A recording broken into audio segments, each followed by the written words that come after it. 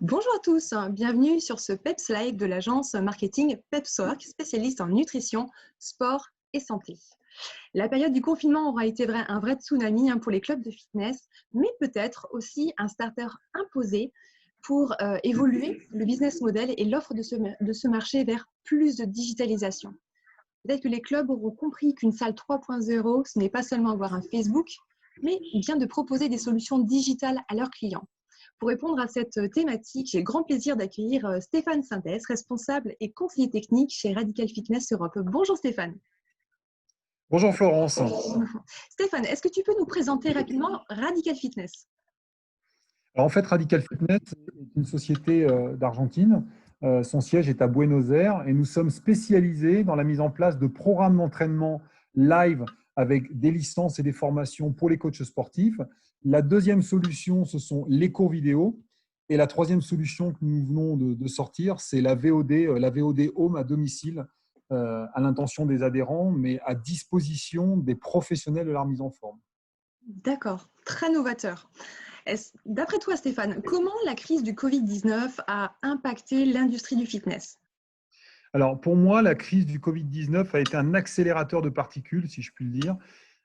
C'est-à-dire que ça a fait évoluer terriblement les mentalités. Au même titre que le télétravail, au même titre que Hmm. les formations e-learning, Radical Fitness s'est trouvé au pied du mur face à des… Il faut savoir qu'il y avait des blocages avant psychologiques sur, par exemple, des technologies telles que la VOD, qui n'étaient pas ancrées dans la mentalité ni des utilisateurs, ni des patrons de clubs ou des professionnels de l'industrie du fitness, et qui, par ce confinement, s'est vu accélérer. C'est-à-dire que nous-mêmes, on a été au pied du mur puisque le confinement a eu lieu le 17 mars, le 16 ou 17 mars, 48 heures avant. On s'est empressé de développer une plateforme VOD gratuite que nous avons offert à tous nos clients et à tous les prospects qui le souhaitaient, dans l'idée de porter à bout de bras tous ces clubs qui rentraient vraiment en crise Oui, profonde. Et de ce fait, ça s'est démocratisé. C'est-à-dire que pour tuer le temps, énormément de gens, ou de ce qu'on appelle des néo-pratiquants, se sont mis à pratiquer c'est la vrai. remise en forme à la télé avec papa, maman, même la belle-mère, les enfants. Ce qui fait que, on a été, suite à la réouverture des clubs le 2 juin et puis ensuite le 15 et le 22 juin, on nous a demandé de développer une plateforme VOD Pro à Hmm. l'intention des patrons de clubs pour générer des comptes utilisateurs pour les adhérents, avec tout un tas de prémices et puis d'innovations à l'intérieur.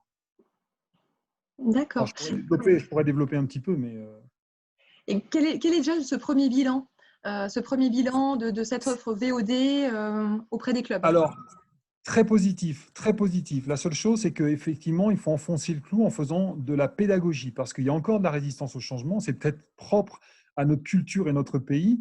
Les patrons de clubs, comme les coachs sportifs, quand on leur propose la VOD, le premier réflexe, c'est de dire, si je propose des cours vidéo à mes clients qui vont pratiquer chez eux, ce sont des gens qui ne viendront plus dans le club.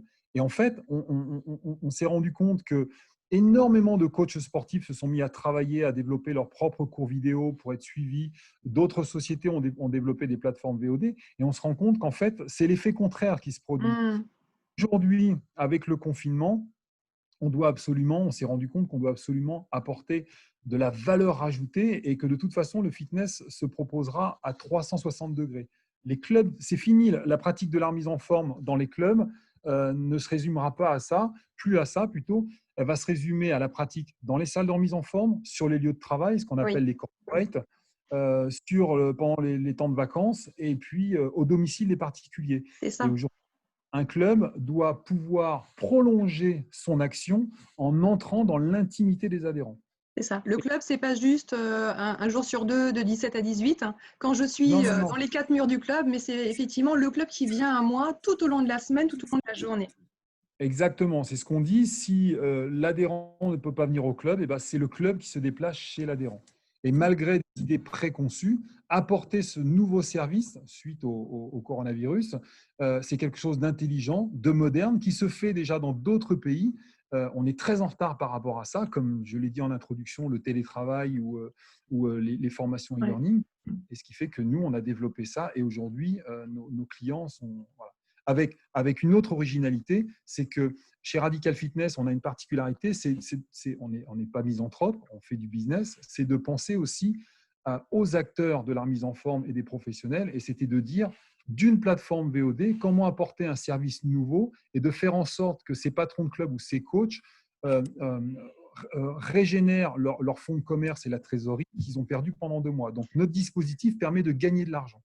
Mais ce qui est assez étonnant, c'est que tu nous expliquais que le premier frein, finalement, ce n'est pas l'usager, c'est effectivement le manager de club et le coach qui sont finalement encore réticents à cette utilisation du digital, alors que finalement, l'usager, lui, ne demanderait que ça, d'avoir finalement son service de sport à la demande sur place ou à domicile ou dans tout lieu. Alors, le blocage était de 2 ordres. Le blocage, il était aussi dans la tête des adhérents, c'est-à-dire que les gens qui ne font pas de la pratique de remise en forme ne s'imaginaient pas pouvoir pratiquer devant la télévision. On n'a rien inventé, Véronique et Davina, il y a 30 ans en arrière. Faisait gin tonic sur la télévision. Moi, j'étais tout môme et ça repensait. Je pense que j'ai eu l'occasion de rencontrer Véronique de Villèle qui me disait à l'époque qu'il y avait 8 millions de téléspectateurs. Donc, ça veut dire que les cours à domicile existaient déjà. C'était Oui. vraiment le balbutiement. Sauf que les patrons de club ont toujours cette tendance à se refermer sur eux-mêmes en disant je vais tout garder pour moi. Et puis, les adhérents n'étaient pas prêts à ça. Aujourd'hui, avec le Covid, on s'est rendu compte que le sport pouvait se pratiquer aussi à domicile. Alors, rien ne remplacera la relation sociale entre un adhérent et un coach sportif dans une salle de remise en forme, qui est un lieu aussi de prédilection où on rencontre des gens, où il y a tout un aspect convivial et social. Mais aujourd'hui, fort de constater, le digital prend un grand pas. Et quand on est Dans en tous les domaines d'ailleurs, hein, oui. les domaines. Aujourd'hui, voilà, la remise en forme, qui est pour moi est un secteur très en retard par rapport à ce domaine, est en train de rattraper son retard. Comme je le disais, c'est toujours ça, c'est la France. La France, on a cette extraordinaire capacité à rebondir en un temps très court. On attend toujours de voir ce qui se passe ailleurs, puis d'un seul coup, quand il faut réagir, on réagit. Et là, c'est ce qu'on est en train de faire. Voilà, donc effectivement, la crise aura été vraiment un élément, je pense, terrible hein, pour l'industrie du fitness, mais en même temps, quelque chose qui fera bouger les lignes.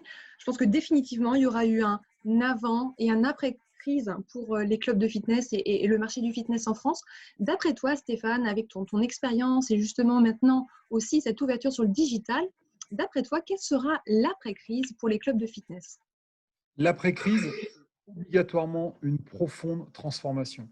Ces dernières décennies, ça a été très, très marqué par l'arrivée des low cost et des Oui, hyper low cost. Aujourd'hui, on estime, et je ne suis pas le seul à le dire, tous les acteurs de la profession disent le Covid, c'est une période charnière qui va permettre un renouveau de l'industrie du fitness et des clubs de fitness. C'est-à-dire qu'on est tous là pour dire il faut arrêter de reconditionner, parce qu'en fait, les adhérents ont été conditionnés pour acheter un prix. Il faut repartir sur l'essence même de notre métier, qui est un métier de service, de qualité, et le service, ça se paye. Et aujourd'hui, on se rend compte que les adhérents sont prêts à payer un petit peu plus cher, mais avoir une qualité de service. Donc, toute l'industrie de la remise en forme est là pour dire qu'il va falloir augmenter la valeur ajoutée des produits, augmenter le service, réaugmenter les abonnements et repartir peut-être sur des clubs premium. oui, Euh, c'est ça. pour moi, le low cost, on n'empêchera pas encore des clubs de réouvrir, le low cost ou l'hyper low cost, mais là, on est en train on est vraiment dans une période charnière en espérant que ce ne sont pas que des paroles jetées en l'air et que les professionnels de la remise en forme prennent bien conscience de ça et prennent le virage. Moi, je considère que c'est une opportunité, ce qui vient d'arriver malheureusement, Oui. d'avoir 30 000 morts en France. Le Covid est une extraordinaire opportunité qui va créer un chamboulement. Il faut prendre le virage, ou un électrochoc. On le dit toujours, malheureusement, après une guerre, il y a toujours une reconstruction. Et il faut profiter de cette opportunité pour rebondir et arrêter de rester sur des blocages, des freins Mmh. psychologiques et repartir sur un nouveau fitness. Il faut prendre le virage absolument. Si on ne le prend pas, personne ne le prendra. Bon, merci Stéphane pour ce mot de la fin. Je pense en tout cas Mais que de c'était rien. un encouragement pour les personnes qui nous regardent, qui sont dans le marché du fitness, de pouvoir réinventer finalement le futur, des nouveaux business models en intégrant plus de digitalisation, plus de services, plus de valeur ajoutée. Et je suis sûre que tu seras un bon interlocuteur justement pour accompagner les clubs dans cette digitalisation. Merci Stéphane, merci à vous qui nous avez suivis pour ce PEPS Live. N'hésitez pas à liker cette vidéo, à nous suivre sur notre page LinkedIn et je vous souhaite une bonne journée. Merci Stéphane, au revoir à tous. Merci Florence, merci de m'avoir invité.